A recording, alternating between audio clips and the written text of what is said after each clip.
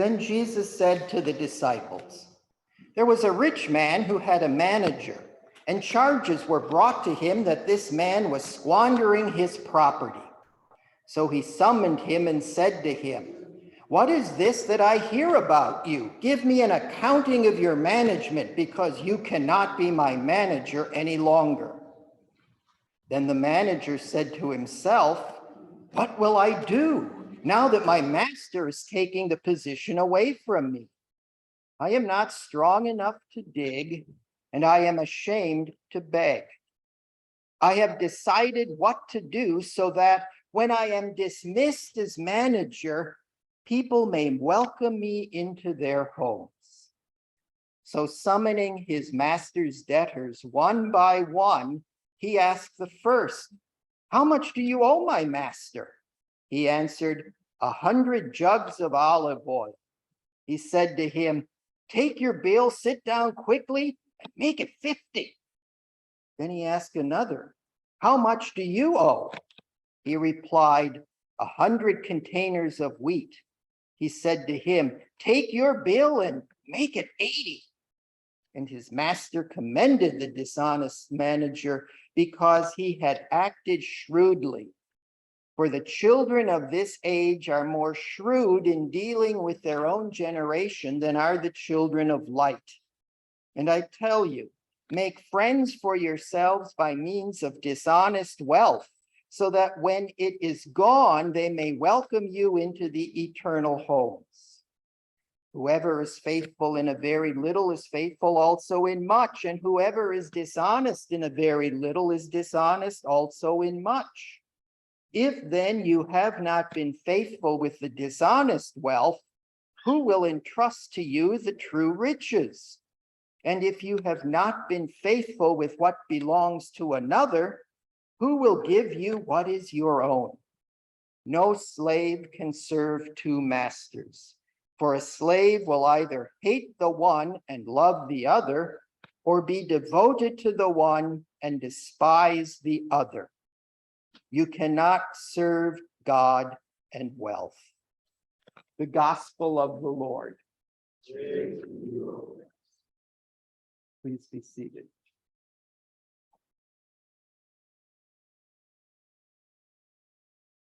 Let me go through this parable again in a little more kind of expositionary and explanatory way of how the whole economic system works in first century Palestine. A rich fat cat, absentee landlord living the good life in Jerusalem, owns much land and olive groves in Hicksville, Galilee. He exploits the resources of the land and the labor of the tenant farmers who do all the work. He hires a business manager overseer to do all the dirty work for him. That is, to collect the exorbitant rental fees from the tenant farmers. And most likely the business manager gouges the people even more because after all, he needs to build up his nest egg for his retirement. Then one day, the owner calls the business manager into the office and says, "You're fired." What? Complaints have been raised. Accusations that you have squandered my assets. So hand over the books. I'll need to do an audit of the accounts. Now, indeed, this wasn't very fair. There's no justice here. There's no investigation, no due process, no hearings. We have no idea if these accusations brought forward by anonymous claimants are true or just a group of mean and vicious people want to attack this business manager's character. The manager doesn't even know what the specific accusations are, and he has no opportunity to face his accusers, to explain his actions, There's no possibility to defend himself. The rich owner unquestionably takes the accusers at their word and fires the business manager. What will the business manager do? He doesn't have the strength or stamina to do back-breaking physical labor. However, he has his pride, and he's not going to stoop to the shameful level of being a beggar. What to do? Go rogue. Get even.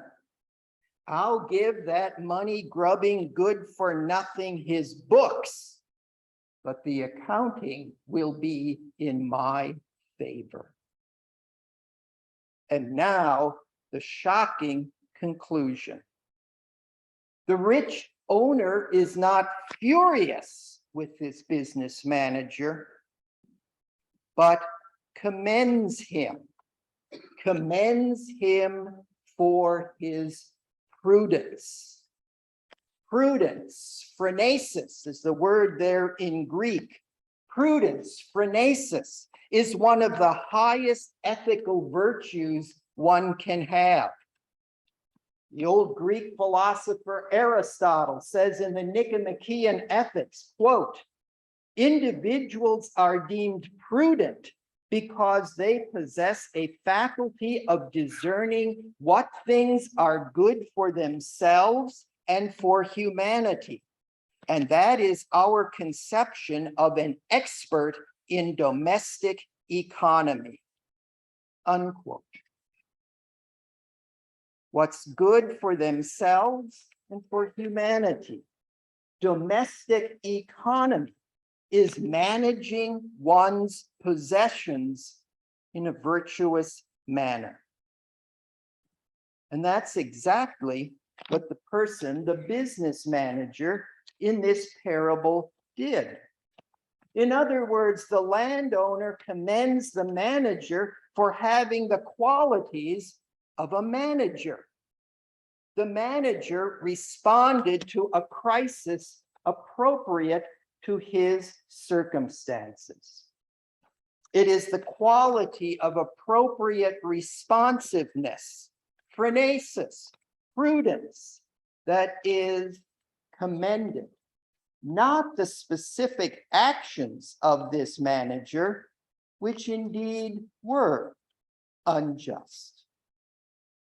In this section of Luke's gospel, the focus is on Jesus teaching us about discipleship. This parable illustrates our actions in response to God's grace and the gifts God has graciously, generously entrusted to us. Do we squander God's grace and generosity, or do we exercise prudence, discerning what is for the good of others and indeed for ourselves? We have been given and entrusted with a body. Do we squander it through abuse, unhealthy lifestyles, and practices of excess or deficiency? Too much sugar, too much food, or not enough exercise, not enough sleep? Or are we prudent, knowing that maintaining a healthy body and lifestyle gives us the energy, stamina, and ability to engage in work that serves the neighbor and helps those in need? We have been given and entrusted with an intellect. Do we squander it with foolishness, daydreaming, wishful thinking, becoming embroiled in conspiracy theories, plotting and calculating ways for us to get ahead at the expense of others? Or are we prudent, using our reason to address the questions and challenges life raises in helpful, wholesome, truthful ways, so we share God's blessings with others and care for creation. We have been given and entrusted with heart. Do we squander it by finding our feelings and emotions, by feeding our feelings and emotions of greed, envy, jealousy, hate, anger? Or are we prudent, developing the qualities of compassion, kindness, gentleness, patience, joy? We have been given and entrusted with relationships. Do we squander them through abuse, codependency, mean-spiritedness, control, subjugation, taking others for granted? Or are we prudent, exercising care, support, forgiveness, defending others' reputations, and allowing them to fully develop their own identity and who they are? We have been given and entrusted with community. Do we squander it by promoting division, factionalism, cliques, competition, isolation, and exclusivity? Or are we prudent, encouraging hospitality, welcome, justice, cooperation, acceptance, equality, unity? We have been given and entrusted with a future. Do we squander it by procrastinating, by facing the unknown with fear, by only focusing on the past and what has been, by being stuck in the present, the status quo, and refusing and rejecting any sense of change or the new? Or are we prudent by envisioning life-giving possibilities, pursuing opportunities, beginning again when what we have done has failed, believing we can teach an old dog new tricks, and confident that nothing is ever hopeless? A discipleship of squandering or a discipleship of prudence? Those are the two ways of discipleship that Jesus presents to us in this parable. But Jesus doesn't stop there. He goes right to the bottom line of this accounting. In other words, there are two corporations, if you will. God's corporation, grace abounding, or the world's corporation, money, materialism, and stuff unlimited.